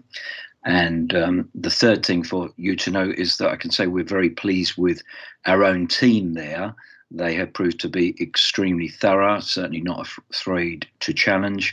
And as Azra will confirm in a second, they've been very happy to crawl over every detail of our accounts to give us some assurance that all is well. So there's a whole combination of reasons there why they're coming to us for a slight increase in their fees. And I'm now going to hand over to Azra, who will go into that in a little bit more detail. Thanks, Steve. So you've got a cover sheet. I'm on page 61 of the bundle if anybody's just trying to locate the area that we're looking at. And what we've done in the cover sheet is just highlight the key changes for the main audit of the accounts. So as well as auditing the main accounts, Grant Thornton also look at our charitable accounts, and they furthermore look at the quality accounts. Now last year, we didn't actually have a quality account review, and that information came out quite early in the process, and therefore that fee dropped out to a minimal 1,000 because they'd done some pre-work. For 2020-21, they are currently putting back that entire fee of £8,000, but that will come down should there actually be a similar situation where they withdraw the look and the actual opinion that they need to give on the quality accounts, and we're still waiting for that guidance. So the key paper is focusing, as I said, on the main audit elements. There are some new standards, and they have put some additional costs associated with that. And also they're being asked to do a little bit more work on going concern, although I do think there'll be some guidance coming out shortly from the centre which may adjust that. The largest element is linked to the fact that they have to do a much wider review of value for money. So whereas previously they had to basically give a binary view on value for money, they now need to create a much larger report associated with that. So they're having to do a lot more work in the background, both with finance, but actually with all of the executive directors. And they have come back and done some additional work with the audit committee as well. So it's the costs in relation to that. Last year, principally because the audit happened very shortly after we went into the pandemic, and we started to do all of the work online. All of this world that we've now become used to in the past year was very new at that time.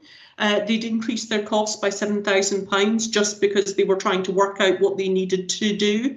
And there was an extension effectively to the audit process linked to that. And finally, last year we consolidated OPS and the charitable accounts into the overall trust accounts.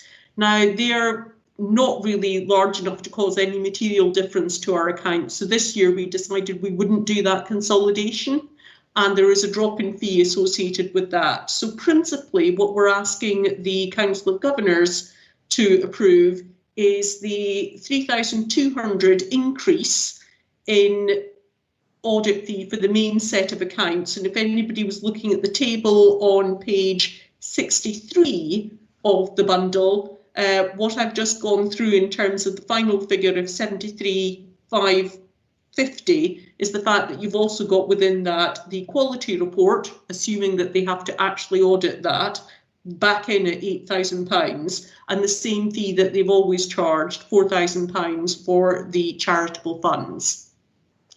That's all I was going to say, unless, Steve, you want to raise any other points on this? No, that's good for me. So do you want to just confirm what the figure will now be? So what in the figures? The figure for the main accounts will be 61,550. If we have full quality report that needs to be audited, that would add another 8,000, charitable fund of 4,000. So a total fee request at this point in time of 73,550. Thank you, Azra. Nothing more to add from me, but we'd both be happy to take any questions. Azra, would you just like to explain what PPE stands for, please? It's property, plants and equipment. So basically what happens is every single year, so it's not PPE like all of the face masks and everything that we had to do for COVID. It's property, plant and equipment, and it's linked to the fact that we revalue the assets every single year. So this year we've got a full 5-year revaluation. So Montague Evans have come in and looked at all of our property and estates and have done a complete revaluation, and we'll have a report on that. Thanks very much. Any questions, observations for anyone on this? If not, it says we have to agree, and I think there's not a great deal of option on there. In the absence of any other comment from anyone else, we will agree that increase. Thanks very much indeed. Thank you, Ezra. Thank you, Stephen. If we go back to item 7, if Amlan's not here, Vicky, can you carry on, please? Of course I can. Thank you, Andy. Can someone put up the presentation, or do you want me to do it? Okay. I'll try and put it up for you. Thank you. So I'm going to give a brief overview of our quality management framework. This was approved by the board at the end of last year and was meant to come to here in December, but unfortunately we had to move it to this meeting. So I just want to give you a brief overview, as I said. So our ambition of Oxley's NHS Foundation Trust is to really go from good to great and then stay great. So applying the quality management framework will help shape a continuous learning culture, meeting our trust goals and hopefully the vision of improving lives. So this will enable us to embed an improvement approach which delivers sustained improvements in the quality, safety and experience of care we provide, empowering staff to provide better and safer care. So the quality management framework brings all the quality components together into one model, providing principles for which to build our supporting infrastructure upon. Although this provides strategic direction, it is not a strategy. So I'm just waiting for the presentation to come up. You're having problems with it?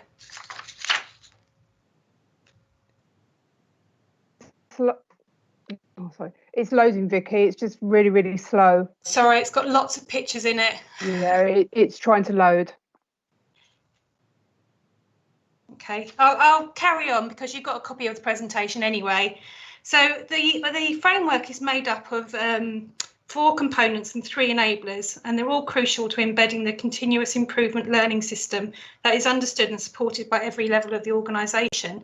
There are 3 key enablers.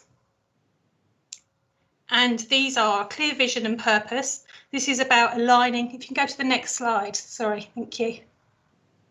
So the 3 key enablers are really about the clear vision and purpose. So aligning our work with the organisation priorities and having a shared purpose. The second one is about enabling leadership, cultivating beliefs, attitudes, skills and behaviours. And the third one is about co-design and co-production. So listening, acting and working together. All of these 3 are within our trust strategy as well. So the next slide. So the quality management framework is also made up of 4 quality components. So these consist of quality planning, which is understand the priorities for improvement and decide appropriate interventions. So this is things like ensuring we understand what impacts, risks and concerns we have, understanding the needs of the population we serve and understand the gaps that there are, setting clear priorities, so this is where the quality priority selection comes into, and designing structures and processes to meet that need. We've also got quality control, which is around maintaining quality and also knowing when it slips away.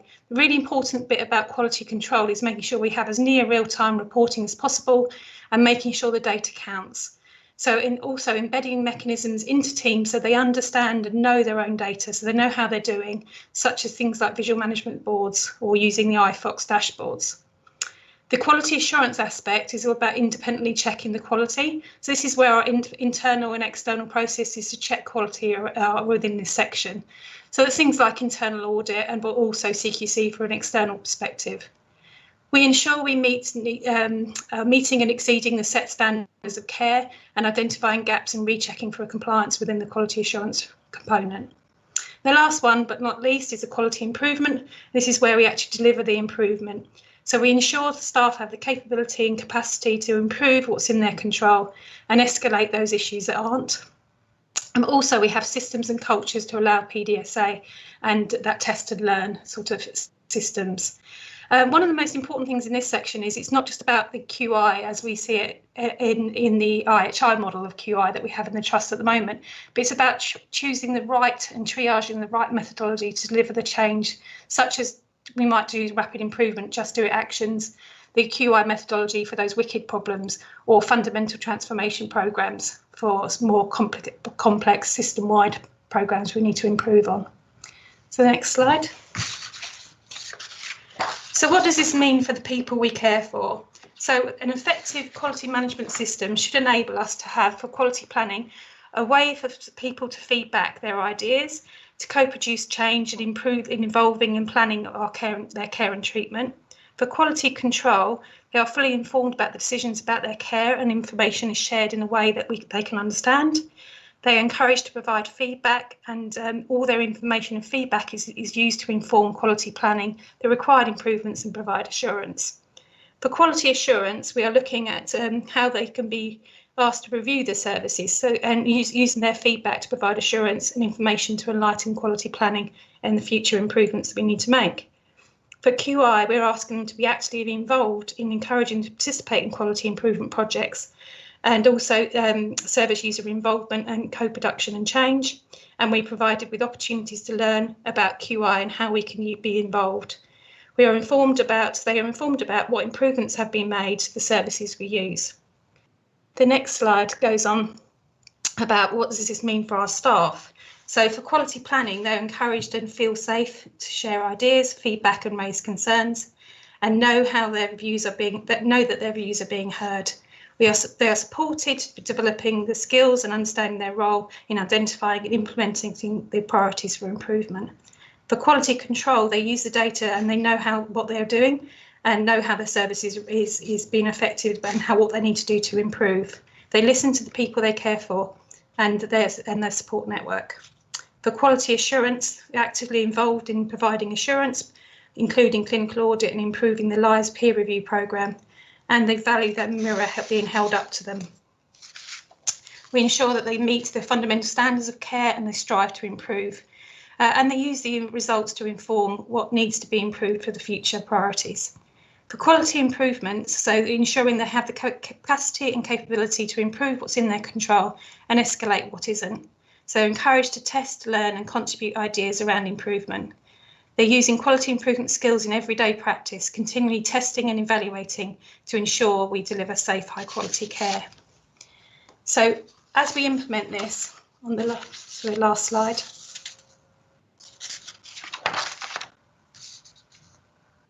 Sorry, it's a bit slow because I've put too much stuff in it.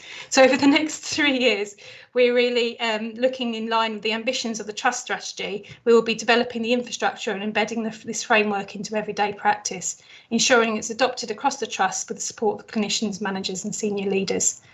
So I've just put here, success is dependent on everyone owning and applying the concepts of this framework in all areas they're accountable for. Thank you. Any questions? Yeah, well done, Vicky. Thank you. I can't quite see any questions at the moment. Well, that's up on the screen. Ray, was that you with a new hand up? Yes, thanks, Andy. Hi, Vicky.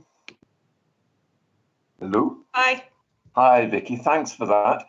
About 2 weeks ago, some governors, I know Rebecca was on the call, had a session about service user involvement with Japleen, and it was really interesting. And she spoke about co-production and the importance of including trained and paid service users on initiatives.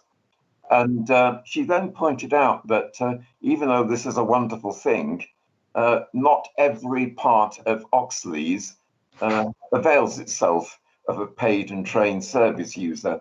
And I would have thought, in terms of quality control and co-production, why don't you make it mandatory that each initiative has to have on board a trained and paid service user to help with the co-production? That's my point. Thanks. I would try and reply to those answer, but I think we've been looking at, particularly within our QI team, is looking at having someone, a paid person within the team. I know that SLAM do have that sort of person within the team already. And we have been looking into to developing a business case for that. But we are using, within our quality improvement programme, we do measure what co-production and what service user input we have in all our QI projects. And we've also been using them in our peer review programmes as well. So we've been using some of the LXPs to come along and do some of our Improving Lives peer review programmes as well, to get them fully involved in that programme. So we are progressing, but it is a bit slow, unfortunately. Thank you. Thanks. Well done, Vicky. Thanks ever so much. Very grateful. Thank you. If we move on now to the next item, which is holding these to account, and Richard, please. Thanks, Andy. I think there's a report in the paper which covers most things. I'm very pleased to report that we've had governors at all meetings that you kindly invite us to sit in on over the last quarter. And that certainly helps us very much in our role of holding you and your colleagues as non-executive directors to account. So unless any colleagues have got anything they want to say about a specific meeting, I will leave it at that. In the absence of any questions, I'd just like to say thank you very much. Thank you. Huge support from the governors. I mean, really tremendous turnout of our various committees, and very grateful for the energy and effort that you're all putting into this. It really is very, very encouraging. And thank you for your leadership as well, Richard, on all of these matters. In the absence of anything else on that, we'll move on to Rebecca, please, Membership Committee. Thank you, Andy. The Membership Committee feedback, we've met twice since the last Council of Governors. So the meeting was on the 14th of January and the 4th of March. And we obviously we're focusing on membership involvement and membership recruitment, but we're building on the service user and carer interest group memberships as well. So we noted that the forensic and prison interest group has been delayed because of COVID, but we're hoping to be able to pick that up as the pressures relieve us. So in February, Simon Hillier has worked. He's our service user carer governor for children.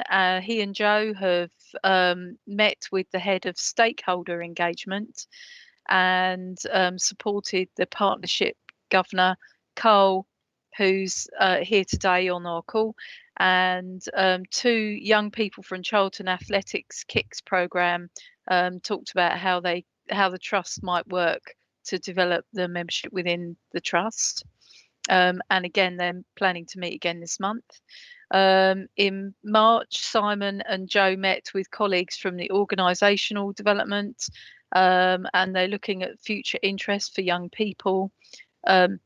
Committee members also at the last meeting were talking about how virtual communications can be increased, and having some informal sort of online wellbeing theme sessions.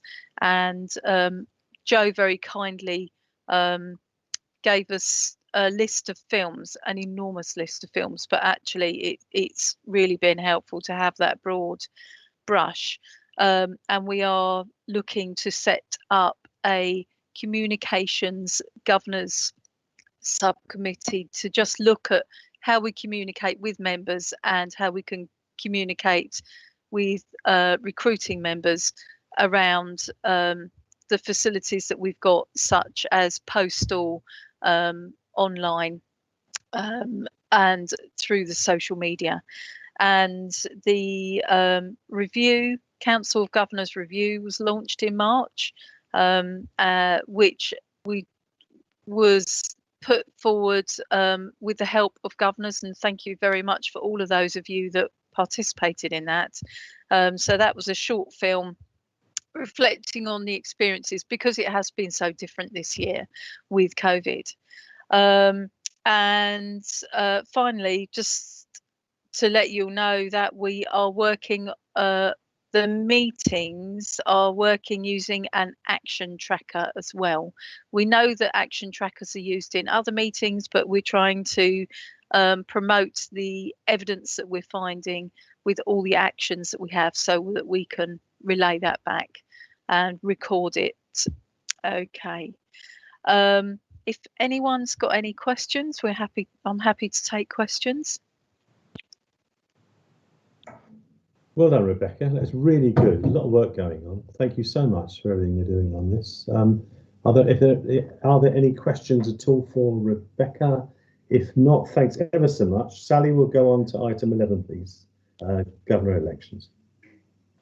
Thank you, Chair. This item brings to the governors the planned timetable for our elections, which we will hold in the summer, to so that we have a new set of governors for the annual members meeting, which will be later in the year. It also highlights that Richard will be coming to the end of his term of office, and therefore we'll be needing to elect a new lead governor. So we've got an outline in the pack of what the role entails. I'm very happy to talk to individuals about what that entails a bit more if people are interested. So really it's just for governors to note and ask any questions if you have any. Richard, you've got your hand raised. I was just going to flag up that it's somewhat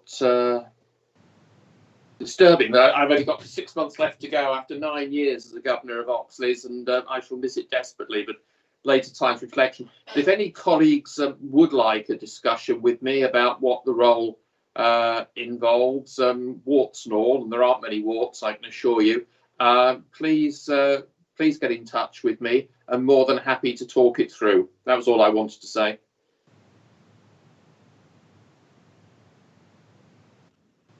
Thanks ever so much, Richard, and thank you, Sally.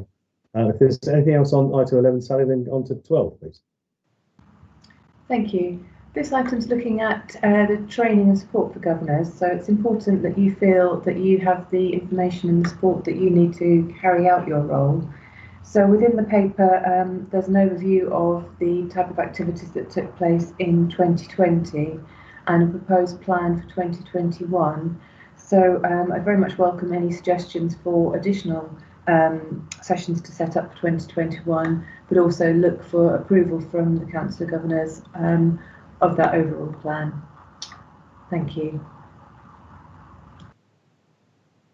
Thank you, Sally. There's nothing else for Sally on that. Is there any other business? Then if not, a huge thanks. Thank you for a lot of energy today. Tremendous meeting, I think, and thanks for the commitment that you governors are making all the time at the moment. A big thanks to Joe and Anne-Marie and Sally for all the work you do in the background on making all this work well. And of course, a huge thanks to all the Oxley staff for what has been an absolutely outstanding work over the last year. You know, there's a light at the end of the tunnel now. Vaccines are coming through, things are looking better, things are growing in the garden, sun's coming out, days are getting longer. There's a real optimism in the air. But I just want to reiterate a huge thanks to you all for absolutely superb work, I think, during very, very difficult times.